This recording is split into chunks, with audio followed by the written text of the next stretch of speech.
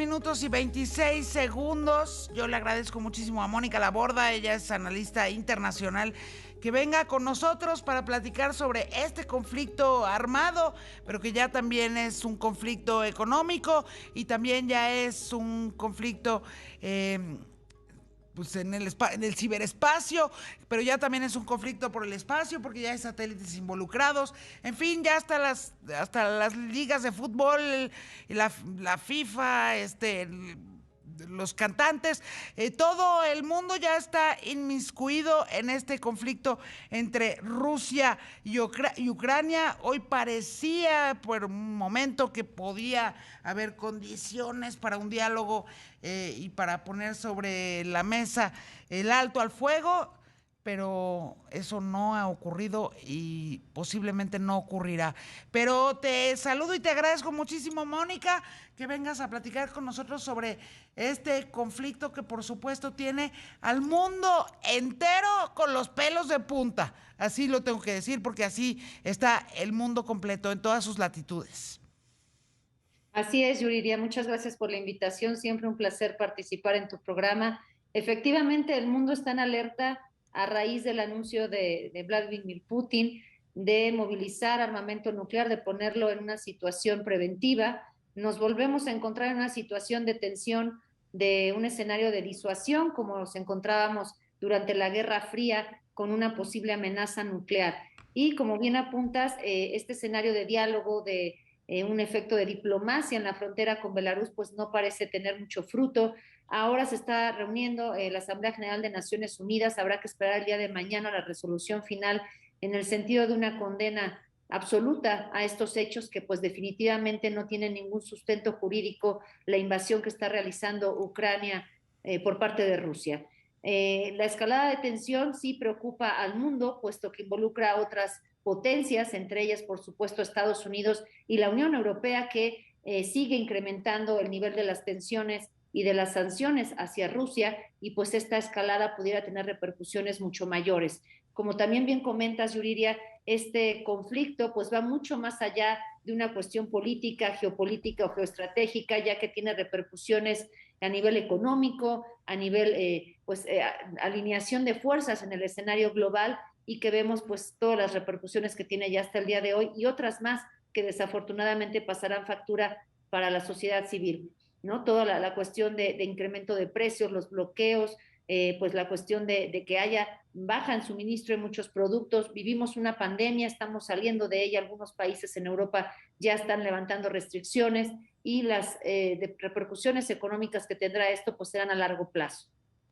Como completamente contraintuitivo, ¿no? Que a mitad de una pandemia y tras los estragos económicos que la pandemia ha traído consigo para todos los países del mundo, de repente Rusia le declare la guerra a Ucrania, posiblemente porque justamente el mundo ha estado muy distraído en atender localmente todos sus temas pandémicos, pero lo cierto es que deja un terrible sabor de boca pensar que esto puede estar ocurriendo justo ahora. Así es, Yuriria, y además esperó Putin el momento adecuado de iniciar la invasión a Ucrania, justo terminando los Juegos Olímpicos de invierno con su amigo, bueno, aliado en esta relación de conveniencia con Rusia que está presentando como un apoyo estratégico en el aspecto económico.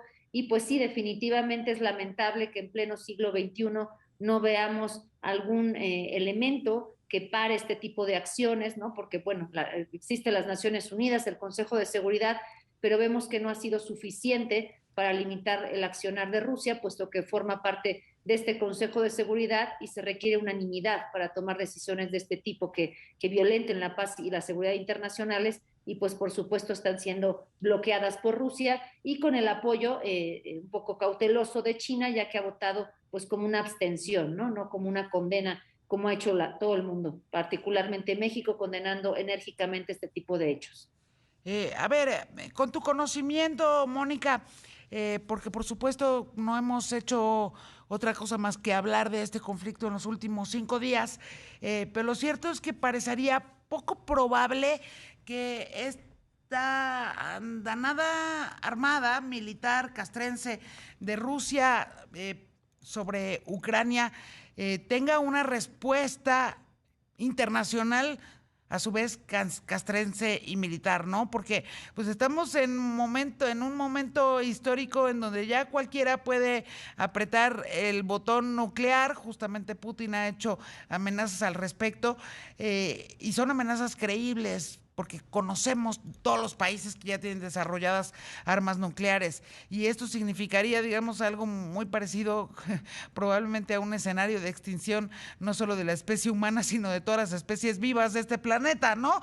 Pero lo cierto es que sí, en cuestión de 5 días, también la guerra económica, las restricciones y todo también el armamento cibernético y todo lo que los países que condenan este ataque armado pueden echar mano de, pues lo están intentando, ¿no?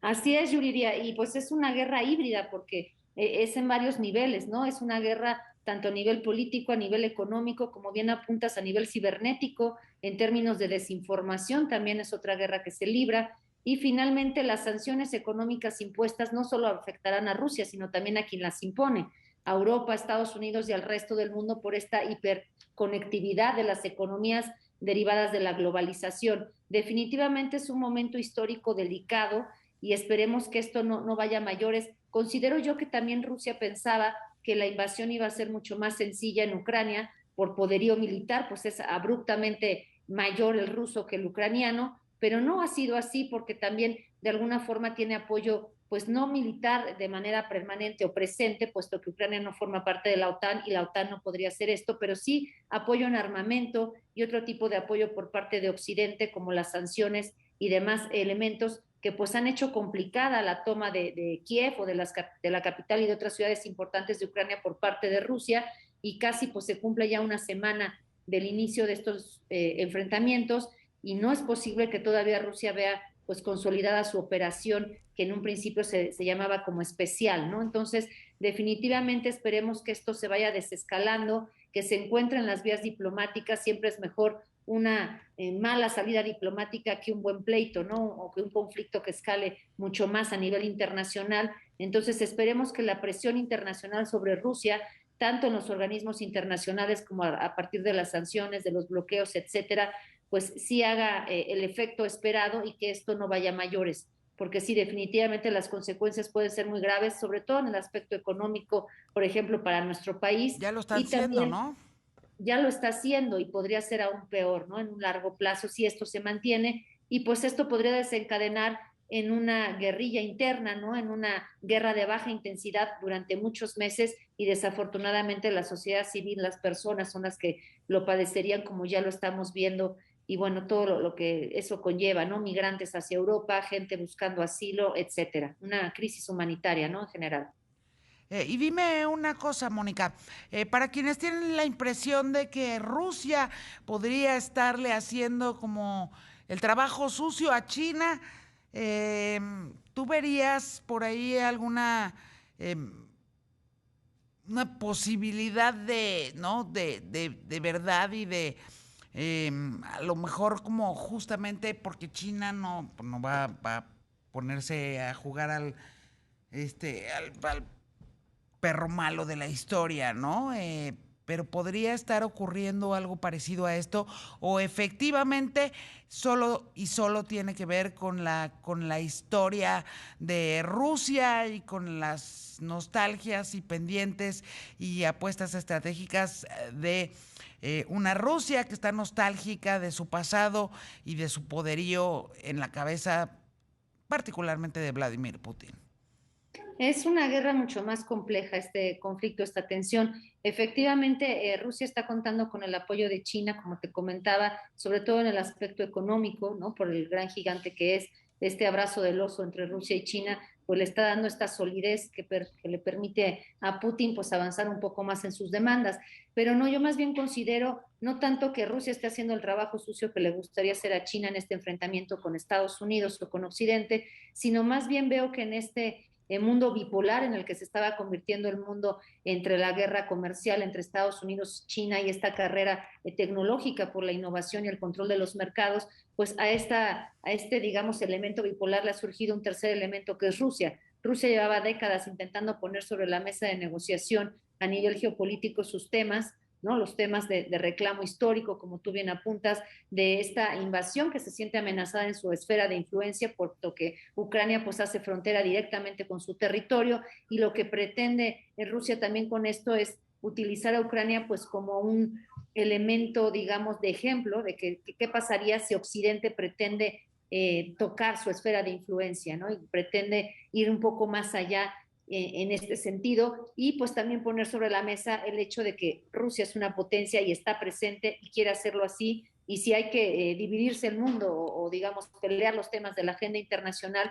Rusia quiere tener una voz también importante en este sentido, ¿no? Entonces creo yo que Putin aprovechó esta coyuntura que también pone pues, a un presidente Biden en Estados Unidos debilitado en términos de política exterior, ¿no? En su quehacer exterior, puesto que está mucho más preocupado por temas internos, por unas elecciones intermedias en noviembre, en las que tiene un horizonte, un escenario complejo, complicado, ya que pues, su partido está desunido, ¿no? No hay una cohesión al interior del Partido Demócrata, no hay un apoyo popular fuerte.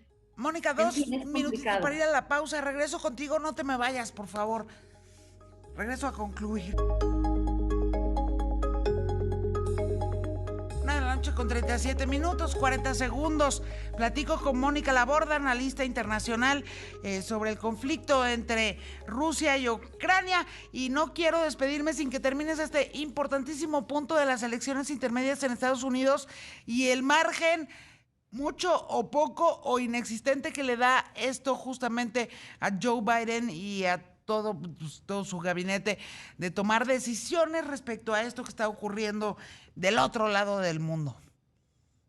Así es, Yuriria, como te comentaba antes del corte, efectivamente habrá elecciones intermedias en noviembre en Estados Unidos y Joe Biden tiene un horizonte complejo, ya que, bueno, pues desde la salida de Afganistán tan duramente criticada por varios grupos de presión y la población al interior de Estados Unidos, el hecho de que pues, se encuentra Estados Unidos en un periodo también económicamente complicado, con una inflación estratosféricamente alta, el desempleo que se ha alcanzado por la pandemia, en fin, una coyuntura compleja, un partido demócrata dividido al interior, no hay una cohesión, y recordemos que Joe Biden ganó las elecciones también con un Estados Unidos dividido. Por otro lado, Donald Trump, aprovechando también la coyuntura con estas declaraciones, pues como a su estilo sabemos que hace, pero finalmente tratando de aparecer en la escena política porque el Partido Republicano podría darle la vuelta a la futuro, digamos, de Estados Unidos y ganar estas elecciones intermedias, y esto pues cambiaría, por supuesto, la ecuación hacia el 2024 cuando se elige nuevamente presidente. Entonces sí, definitivamente Joe Biden no tiene un horizonte fácil. También hay al interior de Estados Unidos un grupo que presiona y que no está de acuerdo en que se hagan este tipo de intervenciones o de apoyo al exterior, y bueno, pues también con una Europa que está tratando de integrarse en una sola voz, pero bueno, pues vemos que esto no es así, ¿no? Francia, por su parte, haciendo su labor con Emmanuel Macron, que también hay elecciones en Francia en el mes de abril, y pues intenta capitalizar esto a su beneficio. Olaf Scholz, un poco coqueteando con Estados Unidos y tratando también de mediar al interior de la Unión Europea, pero bueno, finalmente aprovecha Putin esta coyuntura, considero yo, interesante a nivel internacional, y es cuando pues mueve las fichas y estamos viendo el resultado. Mónica Laborda, analista internacional, te agradezco muchísimo estos muy generosos minutos para esta emisión de Ya Cierra Aquí en Imagen, y por supuesto que seguro volvemos a platicar en los próximos días, porque este tema pues no se va a acabar mañana. Gracias, Mónica. Un placer.